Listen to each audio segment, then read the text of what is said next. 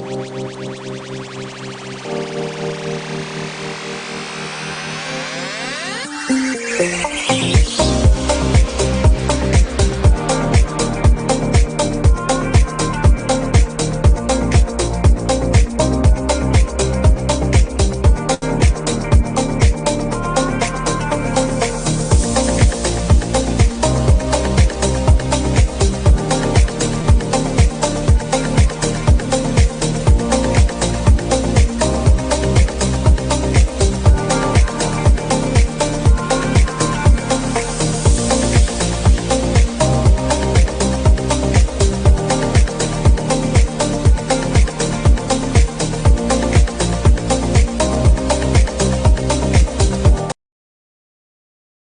everyone, and welcome to our panel. My name is Malu Gracia, NXT Unite team member at Nexus Marketing, and your moderator for today's panel. Today's panel topic is fundraising in the digital age, tools and trends for success. And as usual, before I introduce today's panelists and we jump into this fascinating topic, I have some quick logistics to cover. NXT Unite by Nexus Marketing serves as a powerful community resource designed to foster connections and facilitate lasting relationships within the mission-driven sector. On NXT Unite, you can find upcoming industry events, suggested influencers to follow, trusted solutions, and cost-driven podcasts. NXT Unite also hosts webinars, demos, and of course, panels with experts such as these lovely folks in here today. Today's hour-long panel will include time both for questions curated by my team and questions from you all, our fantastic audience. At any time during the panel, please feel free to drop your questions in the chat, and we'll spend the second half of the panel addressing as many as we possibly can. Now, if you're having any technical difficulties or have any logistics questions, my team member Anton will be in the chat under the Team NXT Unite username, ready to assist you the best he can. I also wanted to share that this panel is being recorded. Everyone who registered will get a copy of the recording after the session. People can also continue to access the recording after the panel in the event recording library. Finally, before I introduce today's panelists, I want to thank you all for attending this panel. Whether you're attending live or watching the recording, we're very excited to be in touch with you, the mission-driven community. So thank you for taking the time to be with us today to learn from these outstanding experts who I will now finally introduce. I'd like to first introduce Bob Duckworth, who is a fundraising solutions consultant at NPACT, an organization that offers a full suite of services that support nonprofit operations. Bob has 25 plus years of experience in the nonprofit sector, helping fundraising professionals with their fundraising solutions. Bob, thanks for joining us. Also with us is Cyrus Kazi, who is the CEO and co-founder of Quantibly. He's a visionary leader at the intersection of technology and social impact and is known for pioneering initiatives that bridge diverse communities. With almost 25 years of experience in tech innovation, Kazi has championed projects fostering inclusivity and accessibility in digital spaces. Cyrus, thanks for being here. Also with us today is Jeff Porter, who is the CEO and founder at Handbid. He's no stranger to fundraising events, having participated in them for over 25 years. He ran his first fundraiser in 2005 and has managed over 50 auction events and fundraisers for his own charities, not to mention hundreds more with Handbid. Jeff, glad you could join. Thanks, Malu. Happy to be here. And finally with us is Karen Houghton, who is the CEO of Infinite Giving and a nonprofit investment advisor. She leverages her deep nonprofit expertise to bring modern cash management to nonprofit organizations all over the U.S. She advocates for organizational sustainability through better financial management, strategic access to curated investment practices, and increased stock, crypto, and DAF giving. Karen, thanks for joining. Glad to be here. Thank you. All right. Well, it's now finally time to hear from our panelists. And Jeff, I'll have you start us off with the first question. What fundraising trend do you think is most important for nonprofits to be on top of today? Gosh, it's funny. There's a lot of trends, and I was thinking about this question. Trends are also kind of relative, kind of what we see as new trends, just because we're kind of more on the forefront of technology, may not be the trends that some charities are thinking about, because we still honestly talk to people who are looking at using technology at their event for the first time, even though it's 2024. So I would say kind of at one end of the spectrum, implementing more technology, more mobile technology, specifically at an event, is a trend that everybody should be on board with at this point, because it's going to give you a lot of information about what your guests and your bidders and your donors are doing. And that information is going to inform a lot of the things that, I think Cyrus's company would do or anybody else, saying, what kinds of activities, what types of items are they bidding on? What types of donations are they making? Did they attend the event? Did they not?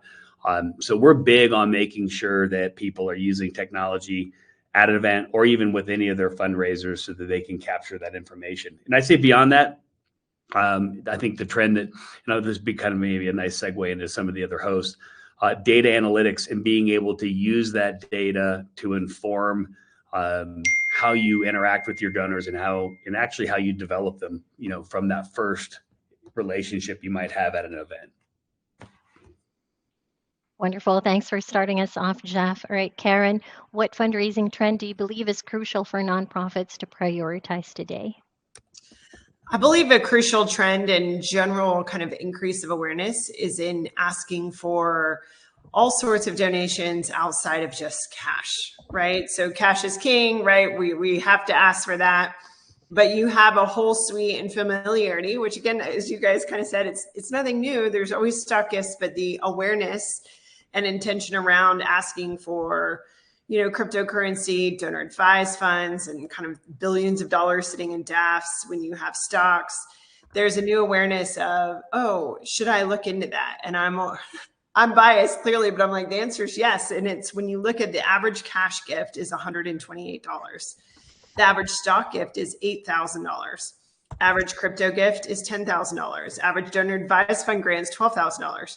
So you have these big gifts. And so it's kind of that chicken or the egg problem that I hear a lot is it's like, oh, well, no one's ever asked to give us stocks.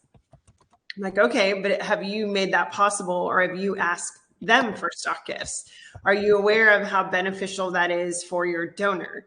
That if your donor is able to give you a stock gift, here's all the, tax savings that they can have. They avoid paying capital gains taxes. You get a larger gift, they get a larger deduction. And so we're seeing a big increase in awareness of that. And then it's a loss to, well, what do I do? How do I get a brokerage account? Well, now opening a brokerage account is much more difficult, right? Banks are less willing to hold open brokerage accounts. So we found a great opportunity where we're like, hey, you know what? We can help nonprofits. We can open a brokerage account in 20 minutes. We can now offer a giving page that does the cash, stocks, crypto, DAFs, endowments, legacy giving all in one. So I think we're moving from an awareness of it to how do we do it to a very fragmented kind of opportunity of all these different folks to like, all right, there are these full stack opportunities of tapping into these larger asset gifts. And technology can make it a lot easier for them. And I always say, I'm like, yes, it's a smaller group of people who will give you these types of gifts. But it is imperative to me when you look at fundraising trends is making it as easy for your donors to know what types of gifts they can give you and to remove as much friction as possible. Don't wait for a donor to come to you and say, can I please give you a stock gift? Make it easy, make it accessible, make it as frictionless as possible. And that's how you get those big gifts, right? You can make 62 donors can give you an average $128 cash gift. That's the same thing as one donor who's going to give you an $8,000 stock gift. So we want you to work smarter, right? You still have to build relationships with all of those donors, right? We know that. But if you opt out of those big high capacity kind of giving, those donors are going to go somewhere because they want those tax efficiencies. So why shouldn't it be you? And I think when you look at 90% of nonprofits don't have a brokerage account and don't have the ability to receive stock gifts, there's a lot of opportunity and missed opportunity that nonprofits can pretty easily fix and make a part of their giving culture. Thanks, Karen. All right, Cyrus, over to you. What trend do you think is important to prioritize? Thank you, Malu. At the risk of sounding obvious, fundraising is both an art and a science. And the science part is that more and more tech-savvy, data-driven organizations are entering the social impact space. And on the other side, there's a whole new generation, younger generation, tech-savvy generation is also joining the donor community. So the trend, and it's becoming increasingly clear to us that a data-driven, kind of tech-savvy, accountable, accountability setting is where the fundraising sector is going, at least on the science side. The art side of fundraising, as we have noticed through our working with our clients and nonprofits and NGOs, that now they have a much larger audience that they did not have access to before, or they had difficulty reaching, I guess. So social media and social marketing. If you're not familiar with social marketing, look it up. Fascinating stuff. This is how consumer behaviors are changed. So social media and social marketing are also becoming an increasing trend in how we engage with donors. Thanks, Cyrus. All right, Bob, final thoughts on fundraising trends to be on top of today. Ooh, the final thought is I'm answering this question with a sad face. I attended a good conference in upstate New York in January. I was on the steering committee, so I knew what to expect. I've been going to conferences for 25 years, fundraising conferences. We know those agendas and the tracks, demystifying planned giving, how to make the ask for a planned gift, how to run a successful event. And someone on the committee decided that the keynote speaker would speak on artificial intelligence. And it was a real surprise. And he got us scared. He said, here's all the changes that are going to happen in your sector in the upcoming years. And speaking to the audience for higher education, he talked about a large list of jobs that would be eliminated. One of them was paralegals, that we're not going to need paralegals anymore with artificial intelligence. My position and my colleagues' position will probably be changed quite a bit over the next few years with artificial intelligence. The CRM that we support and consult with our customers, one of the typical questions would be, where's my lost donors? How do I create a list of alumni that made a gift last year that live in a yellow house that drive a blue car? With artificial intelligence, it's all going to go away. People are just going to speak to the computer. It's going to come up and give them the list. And they're not going to need Bob anymore. So that's why I'm sad. Thanks, Bob. All right, we're off to a great start. Cyrus, yes. All right, so Bob, let's, if I may, because I agree, like, right, AI, we use AI, like, so we understand, but I think there's some really neat opportunities. The optimist in me will not allow you to. Let's not end with that. Earlier, Bob, you were like, pull it out of me if I need to say more. I see a lot of positives with AI, and I know this isn't a panel about AI, but clearly I'm interested, and maybe folks listening are as well. What are some positives that you think will come out of leveraging AI and kind of where that will go? So we can end with at least a balanced view of that. Well, thank you. I was thinking about the response to the last answer, and it ends on a positive note where fundraisers are going to be able to leverage AI and do a lot more easier things, a lot better. Yeah, you got to trust the data though, because we've used it here, and I'll tell you that you just have to really make sure that the information that it is going out there and mining and taking is actually accurate, because it hasn't been that reliable. And I think so much of it is learning like how to use the prompt systems, right? Like if you're ChatGPT, we work with higher ed too, and I'm actually on a board for one, and we were talking about, they're like, well, the students even say when they leverage it a certain way, like they're only getting XYZ responses. And I was just like, they're not writing the prompts properly. So you have to I think that there's going to be a whole kind of industry for even nonprofits where it's like, for using AI, what are you feeding into it? And then ensuring its accuracy, as Jeff just said too. It's a little job creation too. All right, thanks for sharing, everyone. All right, Cyrus, I'll have you start us off with the next question. How can nonprofits leverage a combination of traditional and digital fundraising strategies to navigate the current landscape effectively?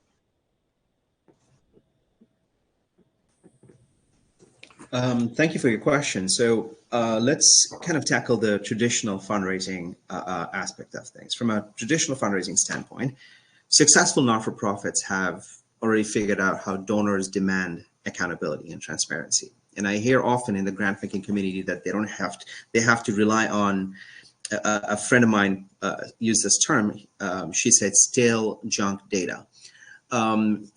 Reports coming back from their donors, from their, grantees and what have you. So one of the things that in the traditional fundraising space that we are noticing is that they are demanding transparency, as I said, and making sure that the donor dollars are connected to the impact that is being reported, not just some fancy, nice little story going out, but actually saying, this is the money that we received, this is how this is tied to this particular impact goal, and so on and so forth.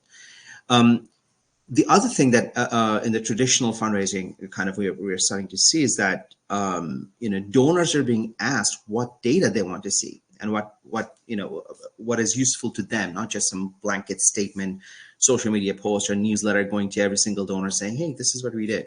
But they're asking to see very specific types of information from their donor organization, so to speak. On the non-traditional side, I want to say, I mentioned kind of social marketing previously. I was talking to a couple of organizations. I've been talking to a couple of organizations, and our platform operates in like 80 plus countries. So they all operate within nonprofits and NGOs. I'm noticing that they are using they're picking up the ideas and kind of innovative tools from how consumers, the B2C marketing happens, and they're targeting their prospective donors and current donors and based on specific issues. So if they're trying to launch a public health campaign or environmental conservation campaign or education, they're messaging they're setting up the message and the audience at such a granular level that it's a very sophisticated operation. But of course, not everyone has that ability. So these are some of the kind of like online, offline things that we are noticing among our clients. Thanks, Cyrus. All right, Bob, what are your tips in leveraging both traditional and digital fundraising strategies? Yeah, coincidentally, I like this question because coincidentally, I participated in my alma mater's Day of Giving. They moved it away from the Giving Tuesday in November. And so it was a tick up from last year, $1.1 million raised in one day. Most of it was online gifts. Think about the average gift size, probably just a disposable income gift. But behind the scenes, the real success for that was two major gifts that made up 20% of that $1.1 million. So let me talk about that. So thinking about the new technology, which the word most of us use now is at scale, so a larger scale. Technology help reach a large number of alumni to get 3,000 donors to give on one day. So whatever platform is being used, that's the new technology. But we still need the traditional. In my view of the traditional is someone who's been a former major gift officer with a portfolio of 120 donors that are hopefully going to give 6 or 7 figure gifts. We have to do the traditional activity, as Karen talked about. You got cash is king, so we got to go out and visit those donors. They're going to make cash or stock or pledge gifts. And we all know buildings were built, hospitals were built long before we had technology. So any of us could probably be an NGO and have our top 25 donors on a note card in our shirt pocket and pull them out and look at it. But what technology does for this traditional acquisition, cultivation, solicitation, provides a dashboard for those donors so we can quickly see that on our phone and see where they are in the pipeline. So that's what I see of the difference between the technology for at scale and helping the traditional major gift donors make better choices for asking for gifts. Wonderful. Thanks, Bob. All right, Jeff, what would you like to add in terms of traditional and digital fundraising strategies? Sure. I'll kind of go in a bit of maybe a side direction and just specifically talk about events, since I think you guys will all cover some of the other traditional fundraising methods. So within events, I'd say on the traditional side, having in-person events, I think is still a great way to connect with donors, especially first-time connections with people that might be invited by somebody else. And being able to do that in a physical environment, I think helps. And then within the event itself, I mean, as much as we like to automate events and we provide technology that does it, there are some traditional things that are very impactful and work really well at events. One of them is obviously the presentation that you give. The other one would be like really kind of an in-room ask or paddle raise, where people are actually physically raising a paddle. I think can be much more impactful than people trying to do it on their phone and showing a thermometer on the screen. As much as we have some clients that do that and like it, maybe I'm just old fashioned. I still think it works better the old way. Live auctions as well. So having a live auctioneer that can start to really work the room and create some buzz and a little bit of competition in the room, I think also works really well and better than sometimes computers can do. But you got to marry that with the digital side, right? The stuff would be, you got to absolutely do mobile bidding at your event. You want people to stay connected to what they're doing. So even though they might be raising their hand to donate, you may want them bidding in your silent or live auction from their phone because they don't have to be physically in one spot to do that. So what does digital gives you? It gives you access to a broader audience. It also starts to eliminate a lot of the boundaries that physical events put on fundraising, like a time boundary, or basically a location boundary. So you can have people who aren't there who participate, or people that leave early who can still participate in your event. And then even beyond, the actual auction itself. I mean, just the ability to connect with people no matter where they are over a mobile device. We talk about it being a trend, but it's also a tool that's here today, whether it be, text-based campaigns, giving one-click donations, any of the things that make it really easy for donors to be able to stay connected to you as a charity and be able to donate. They may be on an airplane in an airport. It doesn't make any difference, right? So those are the types of things that we see that I think give you kind of that best combination. So, and it's funny, just to wrap up, like people do look at us funny when we say, yeah, you should do an in-person paddle raise, or you should really host an in-person event versus a virtual event, because they definitely do still work really well. Thanks for sharing, Jeff. All right, Karen, any additional insights regarding traditional and digital fundraising strategies? Yeah, everyone spoke to it really well. It's ultimately combining them, right? Like you're always going to have a donor that you need to go in person, buy them coffee, sit and talk, right? And they're going to write a check. That exists. So you have to cater to that donor. And then when you look at technology, there's so many options out there. It can almost get overwhelming, and not all of them will make it better for you, right? So it's kind of sifting through, how do we leverage technology in the right way, in the right moment for our organization and our needs? We have seen with our clients a big shift towards in-person. I think COVID taught us all we don't have to, and that there's new and better ways that we can do things, like Jeff was saying, to even like increase our footprint. But the movement to also then be back in person. I have a technology company, and dang, I love raising my paddle in person, right? Like there is that balance.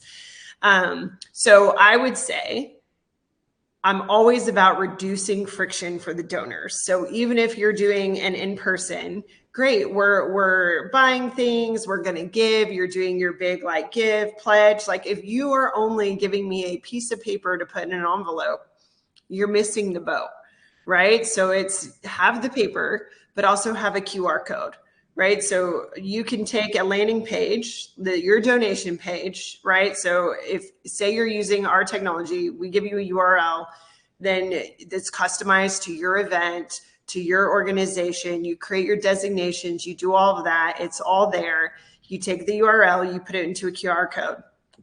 Then anyone can pick up their phone, they can scan that QR code, and then you can, in one place, they can give credit, debit, stocks, crypto, DAFs, like via mobile. So you want to make it, now that's not for everybody, but when you look at all the data and where online giving and how people like to give, especially as you get younger generations moving into more and more philanthropic roles, you're seeing a movement towards mobile giving. So I think that's where you find that balance is which donors are you connecting with in person over coffee? That's still usually always a good thing. But how can you leverage technology to remove friction and allow your donor to give easily in a way that meets their needs the best. And that's where technology can have a really nice play. Thanks, Karen. All right, very quickly, I'd like to remind our live audience, submit your questions anytime in the chat, and we'll go ahead and go through them during the second half of the session. All right, here's our next question. And Bob, I'll have you start us off with this one. In what ways does data analytics play a role in modern fundraising practices, and how can we use these insights to inform fundraising strategies? Yeah, and the customers that I work with, it could be in alumni organizations, cultural organizations like museums, Cause and Cure. It seems to me that all the chief advancement officers are concerned daily on metrics such as which donors am I losing, who are my live months, who is not given the same as last year, or who's gone up, because they're producing those reports for management and for boards. It seems to be a continuous theme, and hopefully all CRMs can produce those reports easily, so the fundraising team can do what they need to do to raise money and not spend a lot of time in the fundraising database.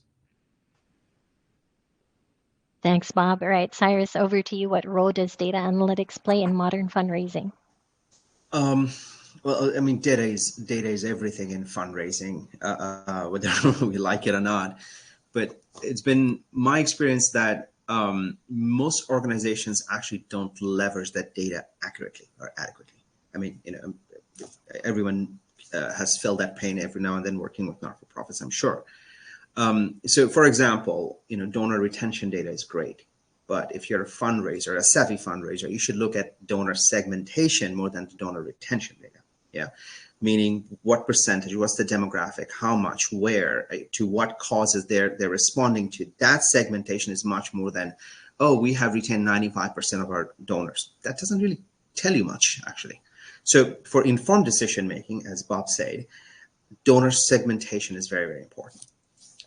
You can also use predictive modeling, but we work in predictive modeling and AI and all of that stuff. But you can use predictive modeling for likelihood of success and preferred amount and all of that stuff. But to be honest with you, most fundraising solutions that are offering predictive analytics at this time are in their infancy. There is not enough publicly available data to train those data models. And most of the time, the data scientists don't even know which data models to use to build those models. I mean, is it dimensional? Is it cognitive and all of that stuff? So I'd be a little bit more cautious about predictive analytics in terms of fundraising. We're not there yet. It's getting there. Performance tracking, as I think both Karen and Bob mentioned, is a big thing. Over and over again, one of the reasons, and I'm not trying to pitch my platform. One of the things that we have made easy in our platform across multiple geographies is to make those KPIs real time and for every single audience, not just the fundraising director, but the board chair and the treasurer who still uses BlackBerry, and those, so a wide range of audience depending on their technical acumen, so to speak. And the last thing I want to say about data is that data tells a story. Just presenting the data itself is not going to back up your impact, your what you're trying to convey to potential and current donors. So, first write that success story and then substantiate that with data. Just don't say we fed 5,000 kids. That's an activity that doesn't really say anything to anyone. So be prepared to show that data, back up your success stories with data. So that's how we have been what we have been seeing within our beneficiaries. Thanks, Cyrus. All right, Karen, what would you like to add to the role of data analytics? Yeah, so well said. I mean, ultimately, a really good fundraiser is an impact-driven storyteller, right? Donors are just increasingly drawn to organizations that are effectively communicating their impact, and you have to do it in a compelling way that highlights tangible differences that those donations are making. And I think we know that, but then when you look at data analytics, you have to remember people are different, right? And so different ways of storytelling impact different people in different ways. So, when Cyrus is talking about, segmenting donor bases, like you can do that for targeted campaigns, right? So it's helping you kind of identify trends in the donor's behavior and then having segmentations to optimize like that storytelling, right? And ultimately, you're analyzing those donation patterns so that you're identifying which channel, which messaging resonates with which donors, and that can help you allocate your resources so that it's just intentionality, right? Instead of just that shotgun approach, like would you say, like feeding the 500 kids, like it's no. We know this donor, we can make a segmentation that they are more passionate about this age of child or this impact or education versus food, or, and then you can start targeting really intentional impact storytelling that way. So I think don't look at it as the enemy. I know it can be overwhelming, but looking at it as in, oh, this can just help me further identify which messaging best resonates with which donor.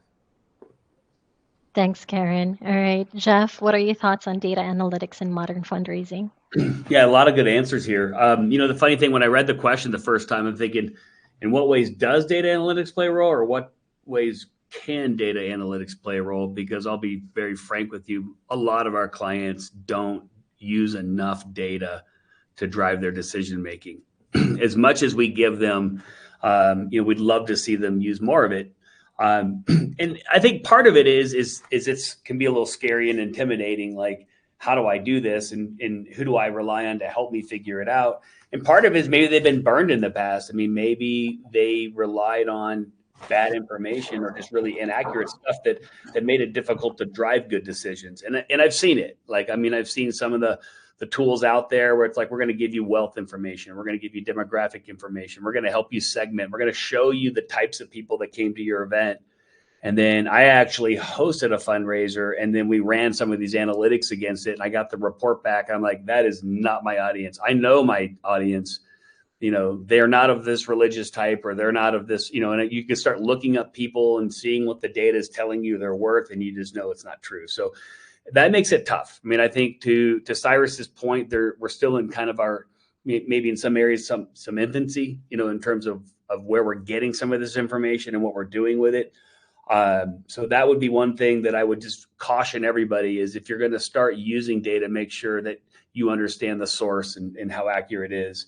In terms of like what we tend to tell people to do, like, and even artificial intelligence, I think down the road, if it's got a good data source, we'll be able to help you with this. It becomes kind of the best reporting interface ever, right? It could be, what kinds of items should I be offering in my auction? What are my people? What are they after? Like, what do they like? Are they the types of people who want to go on trips or buy wine or whatever?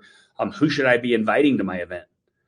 Based not just on their wealth, because everybody just assumes wealthy people are generous, but we all know, I think generous people are generous. And, but maybe it's the type of people that care about your cause. So you should be inviting them, or maybe they did make a major donation, to a charity that's similar to yours. And then maybe, where should I host my event?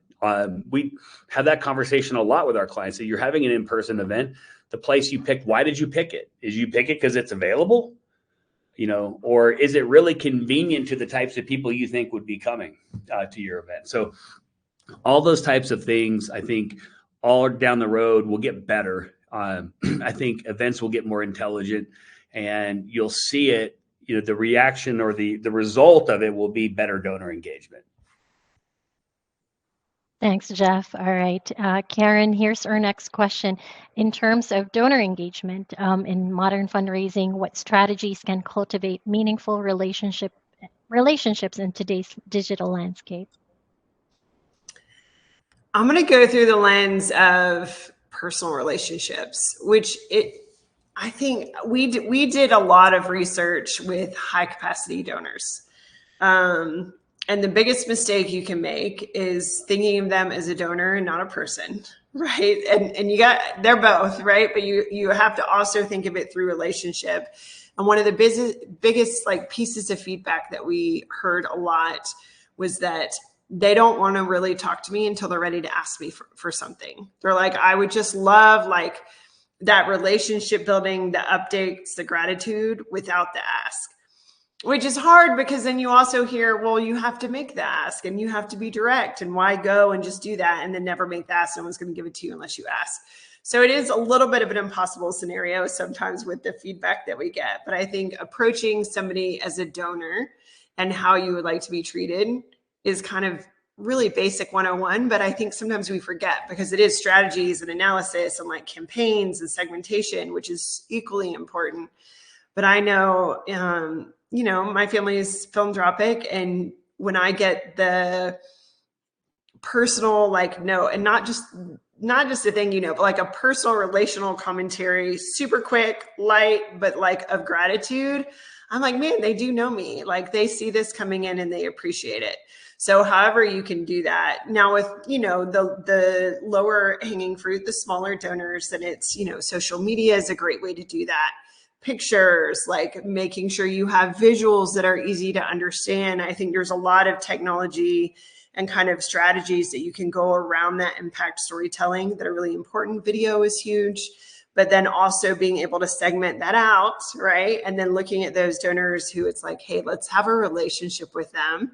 And yes, we have to make the strategic ask, but it's also to remember like them as a full person and that we can have both in place.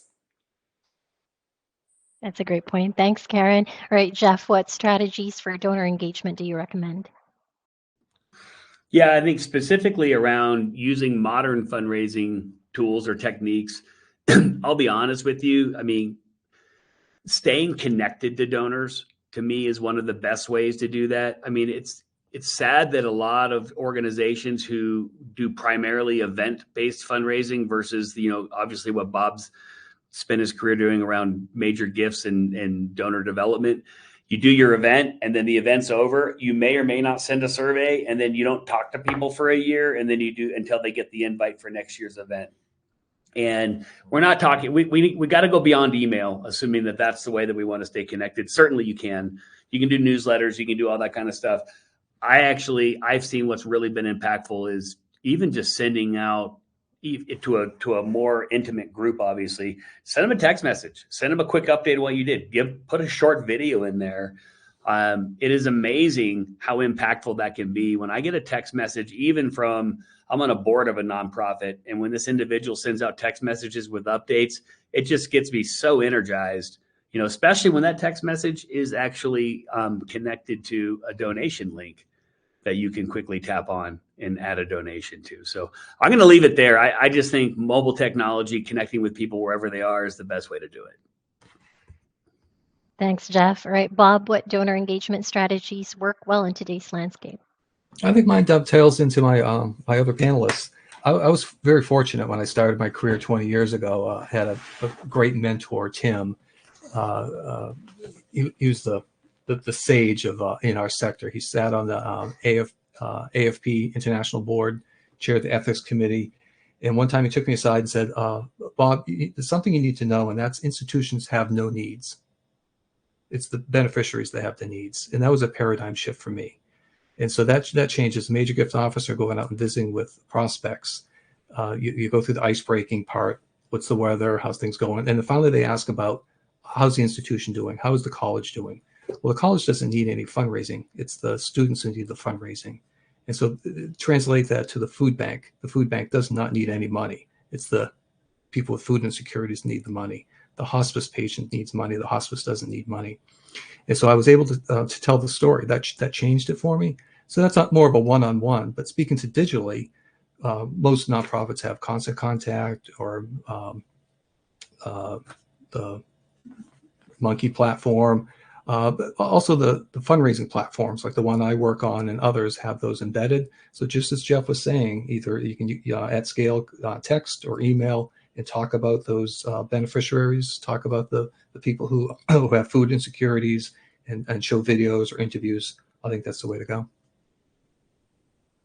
Thanks, Bob. All right, Cyrus, we want to hear from you as well. What would you like to add to donor engagement strategies?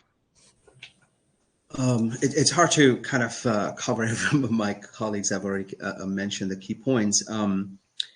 donors are people too, and like most functioning adults, they also have shorter attention spans. So make your story short and sticky, so that they remember. You don't necessarily need to send a half a dissertation like email every quarter, describing everything that you have done. But so a constant engagement is a very important thing. Within this decade, fundraising is going to go completely digital. And Jeff, Bob, Karen, they're expert in the industry. They know a lot of organizations are still not fundraising digitally. That is going to change by the end of this decade. So that means that a lot of not-for-profits have an opportunity to start building that online persona, if you will, from now on. They should be able to start curating those stories that is going to engage the current and future donors. One thing I often kind of tell our not-for-profits whenever they talk to us, I'm a recovering fundraiser, so I get to talk to not-for-profits all the time about fundraising strategies. And I tell them, and I've been saying the same thing, that every not-for-profit, every NGO should have a yearly target to engage the 16 to 25 demographic every year, because these are future donors. These are future followers. Engage them on TikTok, engage them on Snapchat, engage them however they want to. If they stay with you, these people are going to donate. One great example of that is the ethical fashion industry. It's a multi-billion-dollar industry, and a lot of not-for-profits have engaged young people through the social media channels, this demographic, 16 to 25, and saying, we are not going to go for the industrial, fashion industry, H&Ms and of the world, but instead we are going to do this very ethically, environmentally friendly, and so on and so forth. That has driven so many brand followers away from the established brands to this completely unknown brands. And I'm talking about billions of dollars they have raised throughout the entire world, right? So the second strategy that I often tell our nonprofit NGO clients is that be prepared to be transparent and accountable. Those are not buzzwords. In a previous panel, I mentioned that the trust in not-for-profits are at all-time low post-pandemic.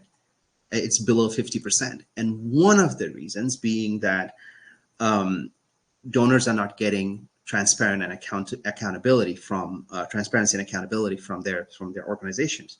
Meaning, you don't necessarily always have to highlight the success stories. Be accountable and say, hey, these are areas of improvement and this is where we need help, right? Be transparent and be accountable.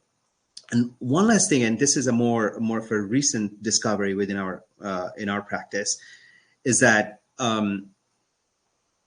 try to make sure that you don't have, a lot of organizations sometimes do virtue signaling, and we all know what virtue signaling is. But at the same time, a lot of organizations also miss the mark, and you have to understand that your current and future donors are noticing. They know where you stand. As Bob rightly mentioned, the fundraising is personal. So if I'm an individual donor and I support an organization and I deeply care about a cause, and I see this organization is not taking any stance, saying anything anywhere, it will give me a pause. It will give me pause from supporting them. So especially the younger generation of donors, I see they dislike apathy, they dislike neutrality. You don't necessarily jump into every political conversation, but you can, as an organization, take a stand on the social impact areas. So yeah, those are my strategies.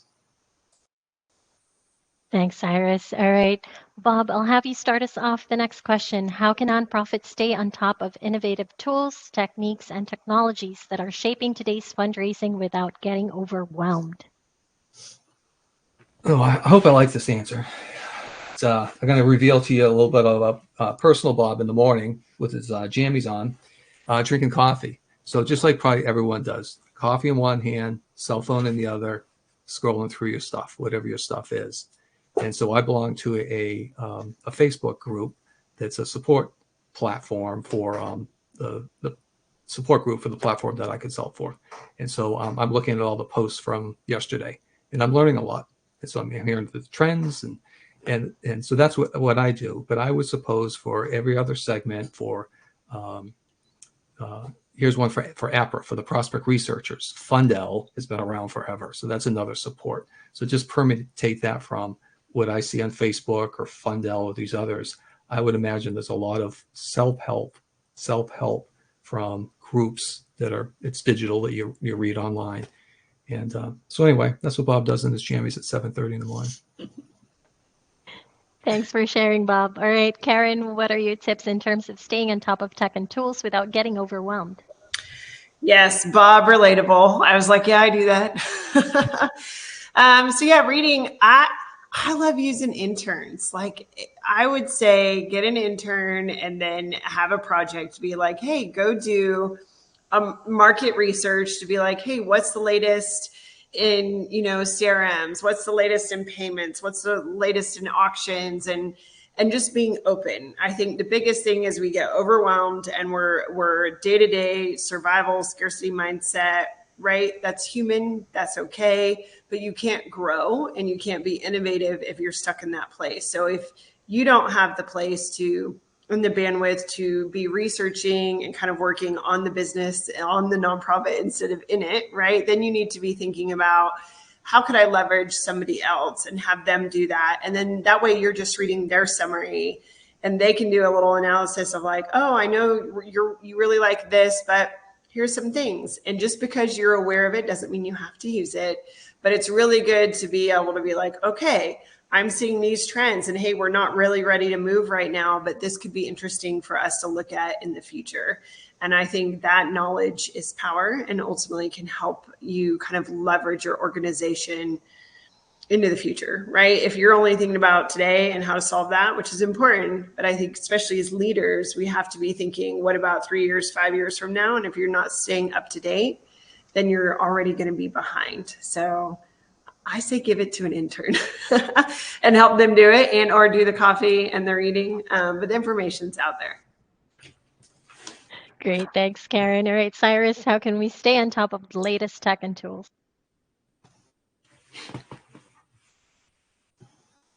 The microphone wasn't unmuting.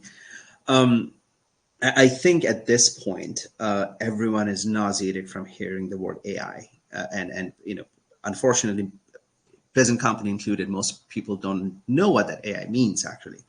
So I'm going to talk about something else, because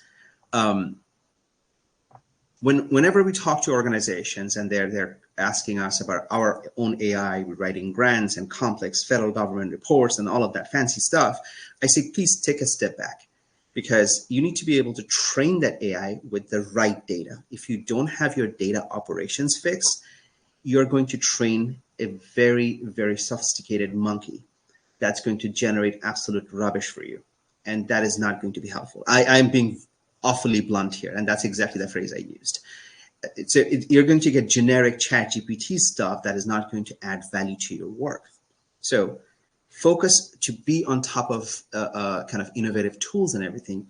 First, take a look at your own data operations, the workflow, who is using the data, who has access, what is being analyzed and reported, who is reporting them, who is interpreting them, before you go into this full-blown, oh, we need a CRM, we need an ERP. Guess what? More than 60% of your organizations are not using the CRM or ERP on a daily basis. These are folks are usually who are decision makers. They're data consumers. They're not data, data generators, so to speak, right? So do you have the tools for the data consumers as well as the data makers within the organization so that they can bridge that gap? So looking at this operational things before you kind of jump into automation and AI, which are all great. I'm not discouraging anyone from doing that. That's how you can kind of stay on top. And there's an abundance of information about what tools are relevant. One last thing I want to say is that before kind of adopting any new technology, experiment with small ones at a small scale, test it out. And encourage your staff to be innovative and encourage them to take part in the process, not just the IT director suddenly turning all the switches on Monday morning, right? So make that a process that will help with your adaptation of innovation. Thanks, Cyrus. All right, Jeff, what would you like to add here? Well, I would say this is kind of why a lot of us are here, right? I would say work with somebody who's a qualified partner to help you with this. And then in combination with a willingness to take risks and try things, it's really hard to work with a partner who's going to advise you to do this or to do that, or maybe, implement this tool or maybe try this new technique and then just face the resistance of, I don't want to make any changes. So come up with a risk profile that works for you, work with a qualified partner. The intern idea is a good one. I have a bunch of teenage daughters, and so they're definitely always keeping me abreast of whatever trends are out there. And it's always good to see how they interact with technology as well. But I would say that you got to marry up that with a little bit of like guidance and direction with, and you can have somebody investigating the latest trends, but you then are going to have to map those against what's important to the organization, because what's important to somebody in their 20s is not necessarily going to be important to an organization. Maybe they care about this feature, right? Or maybe they see something that's really kind of cool and hip, but you can't translate that into dollars or fundraising or guest experience or donors. And so we have that conversation a lot, where it's like, the board probably cares about how much money the event is going to raise, or what kind of response they're going to get back from their guests and their donors. They're not necessarily going to care that the technology had some feature that a 22-year-old thought was cool. So you've got to make sure that there's a little bit of, I think, structure around that. But I do like the idea for sure. Like I said, my kids teach me technology stuff all the time, so it's kind of fun to have them around. Yeah, I agree, Jeff, too. That's a really great point. I was going for low hanging fruit based off when Bob was like, hey, I'm reading. And I'm like, that is good. So like, how do you take it? If you don't have that time to read, do that. And then sometimes that triggers like, oh, this is either you already are in the pain point and you just need a little bit of information around it. That I absolutely second that. I think we get a lot of clients that are coming through consultants or folks who are like, yeah, I'm a trusted person and they need help in this area. And I'm exposing them to, these different options where you talk to them. Right. And so I think it's a way of just making it go quicker, right? Like, who's a trusted source? Where do they recommend? And then you can still make that decision. Yeah. And like we guide people all the time. They may not even be ideal clients. Right. Mm-hmm. But part of the reason why we exist is to help people understand what are the trends they should care about and what does really apply to your organization. Yeah, we do too. Sometimes organizations are like, I don't know, we're really small. And I'm like, our goal is to help you. Like, let's talk through it. Like, if you want this, like, we'll do consultations with anybody. And we're like, great, you're not there yet, but here's things to think about, or here's resources, or if you're DIYing it, here's the steps. Don't forget to do this. So I think that's one of my favorite things about this kind of industry with nonprofits is that there is such a tight community and a willingness to help. We're not in it for the money, right? We're in it for the mission and the purpose and the ripple effect it can have on society as a whole. As much of a cause as a company. Yep, for sure. Thanks, Jeff and Karen. All right, unbelievably, the hour has gone by so quickly. So to our attendees, if you have questions for our panelists, please complete the survey that will be dropped in the chat to indicate which panelists you have questions for, and we'll make sure to connect you with them after the session. I've had such a wonderful time hearing from our panelists today, and I'm hoping to get one final piece of insight from them all on the speed round. And Karen, I'll have you start us off with a question. Looking towards the future, what trends do you anticipate shaping the fundraising landscape, and how can nonprofits adapt their strategies to get ahead today? Well, I'm not going to say AI because I know how Cyrus feels about that. I'm going to say recurring giving is standard, but so important, like just having that like passive incoming that can go. I also think endowments, we work with a lot of small organizations who I'm like, if you have reserves and you're getting out of a scarcity mindset, endowments are not what they were 20 years ago. It used to be a true restricted endowment, and now there's quasi unrestricted endowments that you can seed with, excess reserve funds, and it gives you flexibility to potentially tap into it in the future. And ultimately that opens up legacy giving a little bit easier for small to mid-sized organizations. So I think that there's a lot of, cryptocurrency, stocks, endowments, recurring giving that outside of just chasing the one-time gifts that can ultimately lead into larger gifts and ideally more sustainability. Thanks, Karen. All right, Jeff, what trends do you anticipate will shape the fundraising landscape and how to stay ahead? Well, I'm going to go way out there and I'm going to steal some of Karen's thunder, and I'm going to say blockchain, because obviously cryptocurrency runs on blockchain, but blockchain can be used for a lot of other things as well. And it's going to drive a lot of transparency into the nonprofit fundraising space. And so what can you do today? You can start preparing yourself for it. It's a ways out there, but I will say that if you need to improve the transparency of how you run your organization, not a bad time to start now. Thanks, Jeff. All right, Bob, what is the future and how to get ahead today? Oh, can I be brave enough to say AI? Doesn't it seem like not that long ago that we were still getting letters with wet signatures on them with the blue ink? You remember that generation that wanted to get that letter out of the mail and rub their thumb across it to see if it smudged, to see if it really was. So for 5 years of my career, I was in that position where I signed all the acknowledgement letters that came out of the printer for all of our donors. And sometimes my boss, the CEO, for whatever level of $1,000 or better. And so that was not too long ago where there was a mail merge that merged up to Word and it was printed off the printer. For the past few years, the CRM that I work on, it's now if you have the email address, you can email them out as an email thank you letter or PDF attachment. Last Tuesday, I attended a product update, and the consultant showed us AI acknowledgement letters.